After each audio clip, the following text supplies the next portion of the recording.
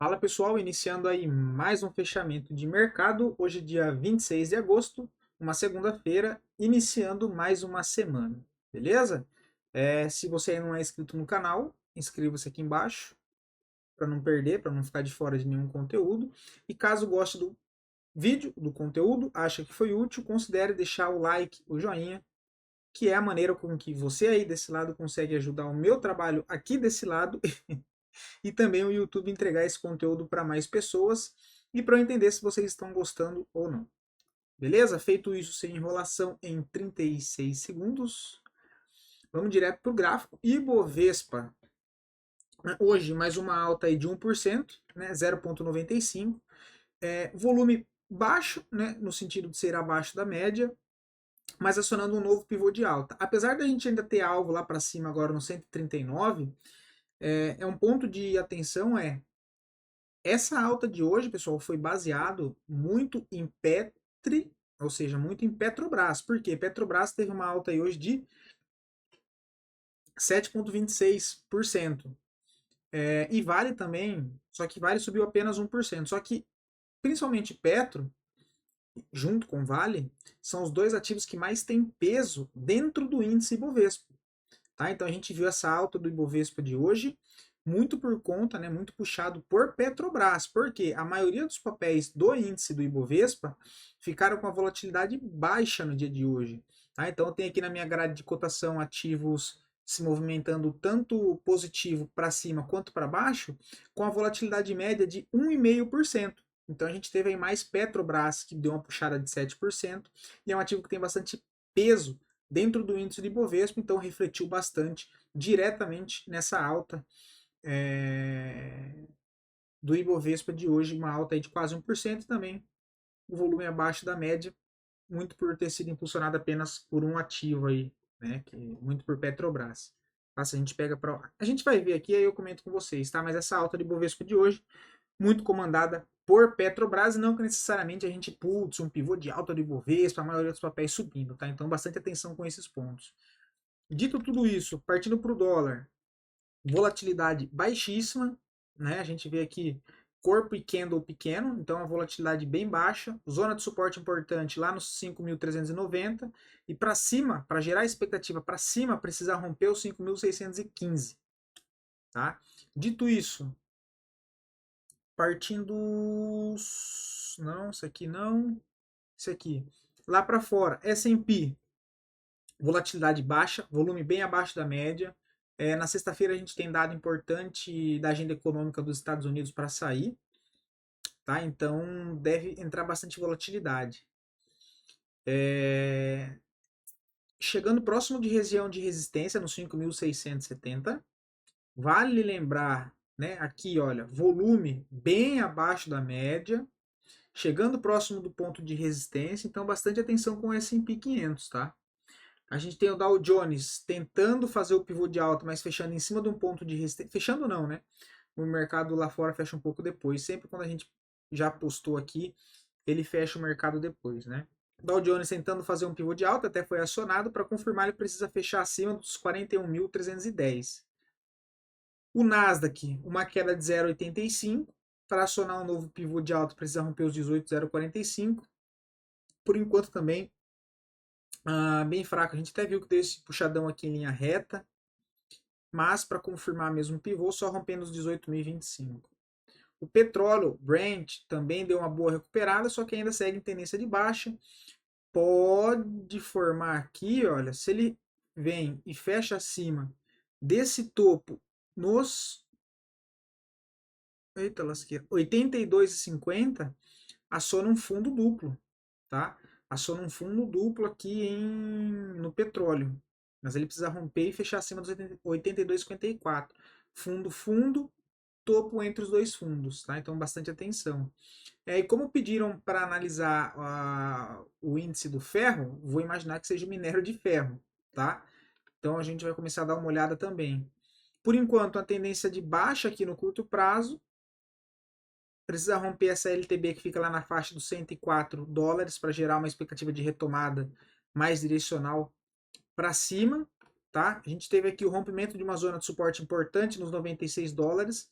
mas que por enquanto vem sendo frustrada, ou seja, ele até chegou a perder essa zona de suporte importante aqui atrás, mas voltou a fechar acima dessa zona de suporte, tá? Então, no primeiro momento, frustrando aí o rompimento dessa zona de suporte, né? Vê que ele rompe aqui, só que logo em seguida ele já volta para fechar acima e ainda só num pivôzinho de alta aqui, né? Em cima dessa zona aqui. Só que ainda segue uma tendência de baixa, né?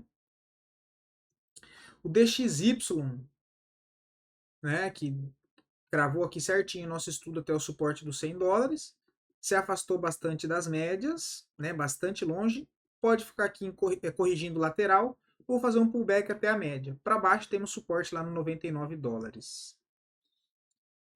Nikkei fraco, DAX segue subindo, mas resistência só lá no 16.000, no 18.700, perdão. Hang Seng virando para cima novamente. Agora precisa romper o topo aqui dos 17.700 para acionar um novo pivô de alta. Né? Aqui ele já retoma, o índice Hang Seng já retoma o viés mais positivo no curto prazo, porque já rompeu essa LTB aqui, né? Já rompeu a LTB, confirmando um pivô, retoma o viés mais positivo. Bolsa da Rússia, IMOEX, 3,80 de alta, por enquanto nada interessante, fazendo só um pullback. Dando uma olhada aqui no ouro, segue tendência de alta no curto e no médio prazo. Hoje uma alta de 0,26, próximo alvo projetado na região dos 2.550.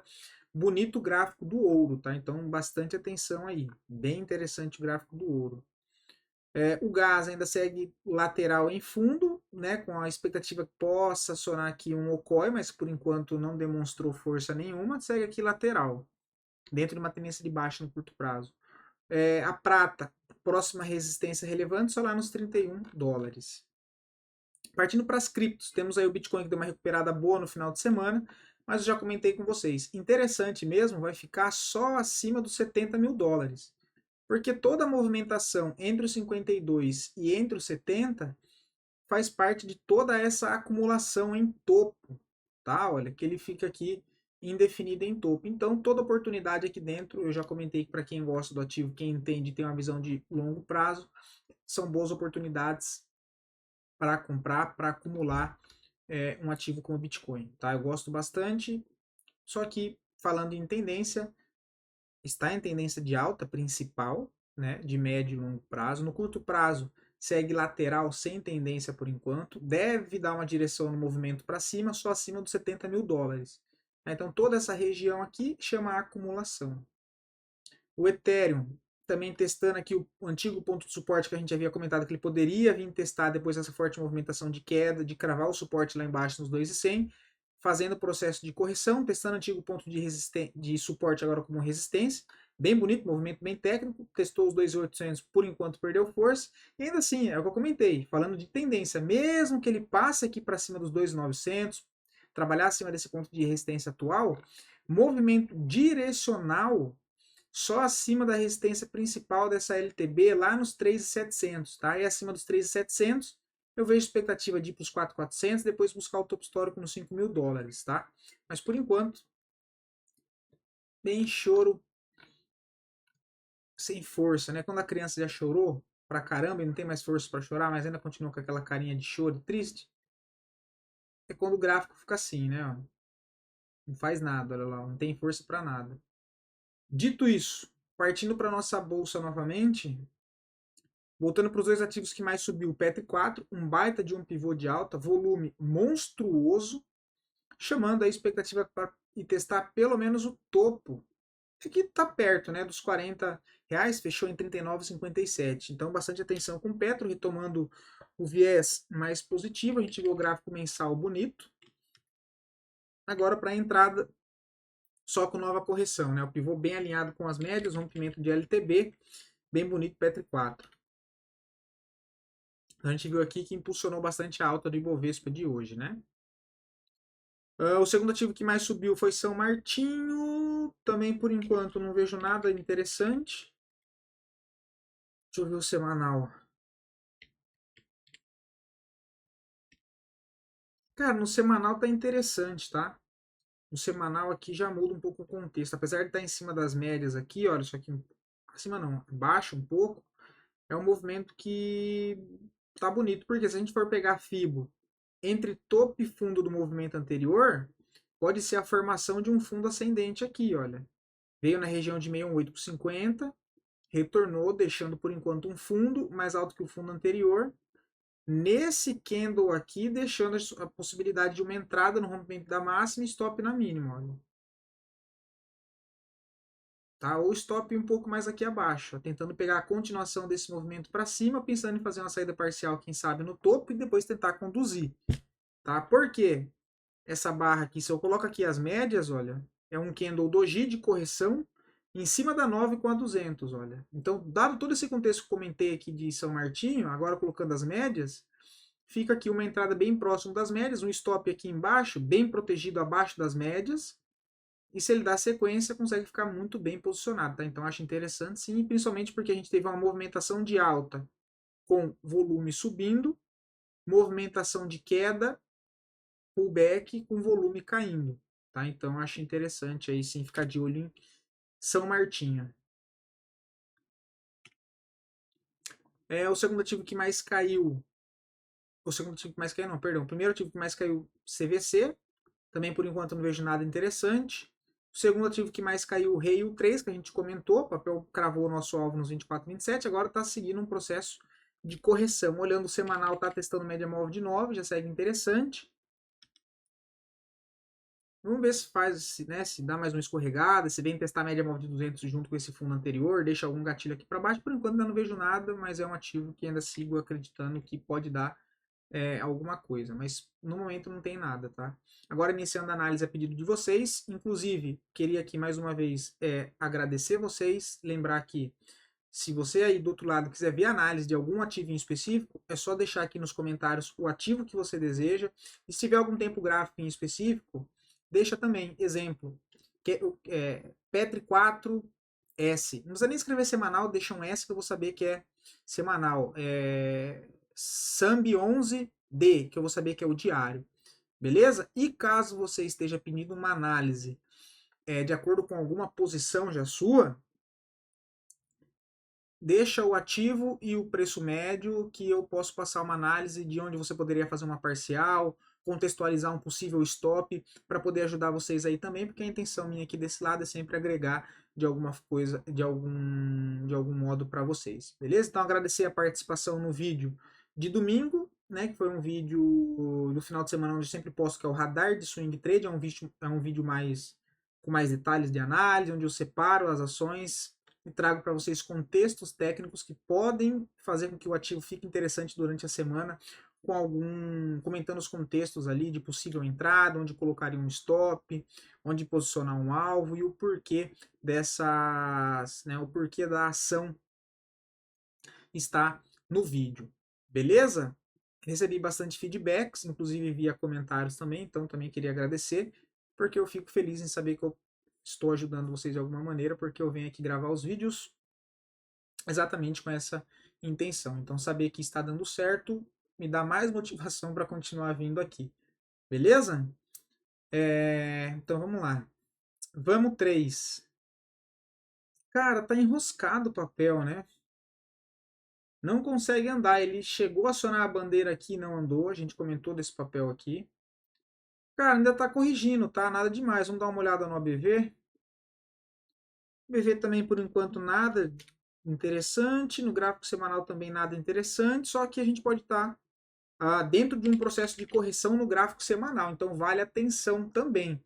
Porque a gente está vendo que é uma correção com bastante pavio, né? Olha, bastante volatilidade.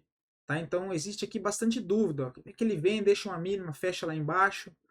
Bastante pavio nesse processo de correção, só que toda essa correção com volatilidade segue dentro de um contexto de alta, considerando esse topo deixado aqui ao início desse fundo.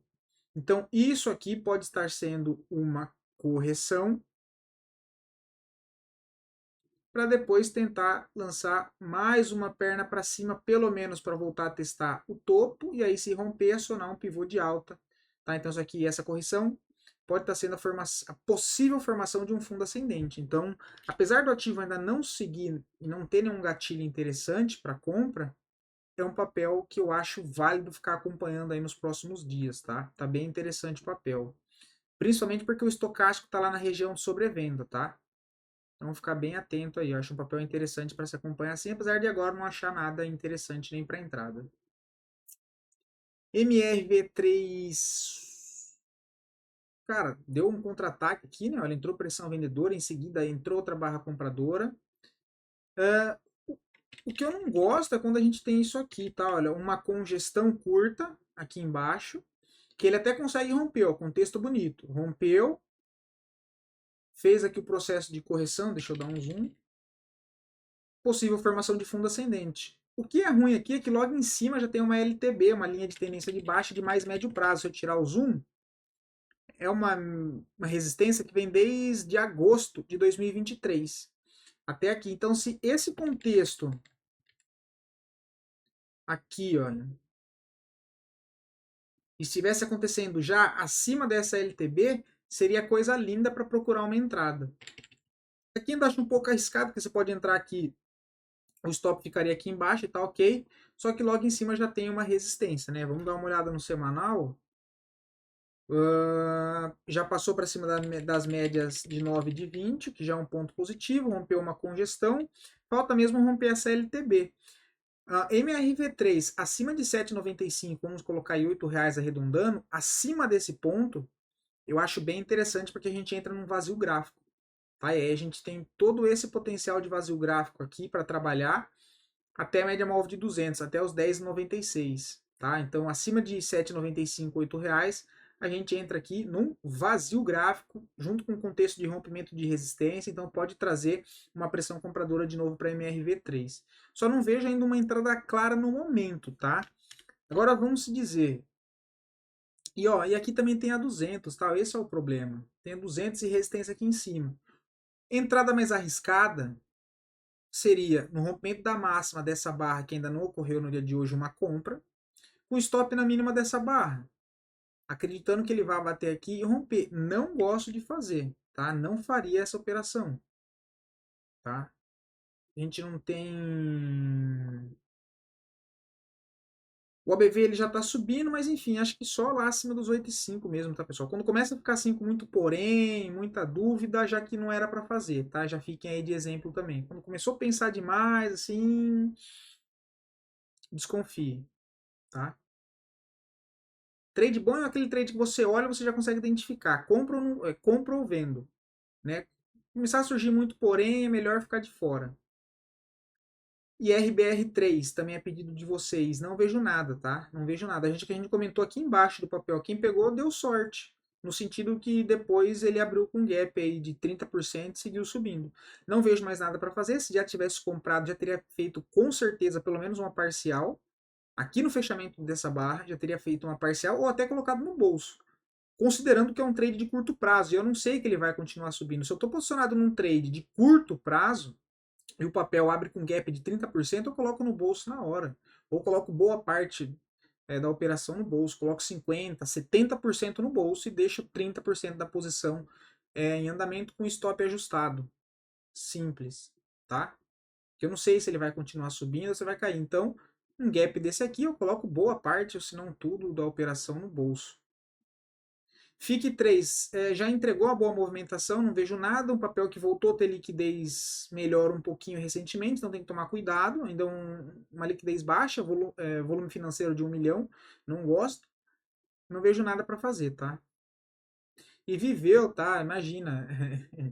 Quem solicitou Viveu comentou ali, porque eu tinha comentado outra vez o que estava acontecendo com o papel, porque todo mundo tá me perguntando todo dia do mesmo papel.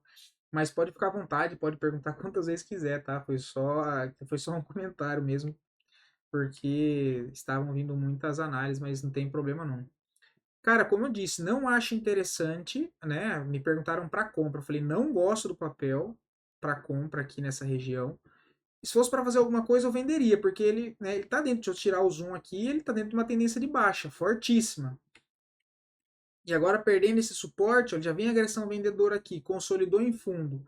Se perde os 1,93, eu vejo possibilidade de continuar essa movimentação. Então eu não faria nada, nem comprar e nem vender, tá? Porque vender papel que custa valor nominal baixo, assim, de 1,96, horrível para achar liquidez, não vai ter em toda corretora, então eu prefiro ficar de fora. Beleza? Bom, já nem era para o vídeo ficar tão longo assim no dia de hoje, mas espero que tenha ficado aí bom para vocês. Espero poder ter ajudado mais uma vez. Ótimas semanas, bons trades. Lembrem-se sempre do gerenciamento de risco, que não operar também é operar. E até a próxima. Falou? Valeu. Muito obrigado, pessoal.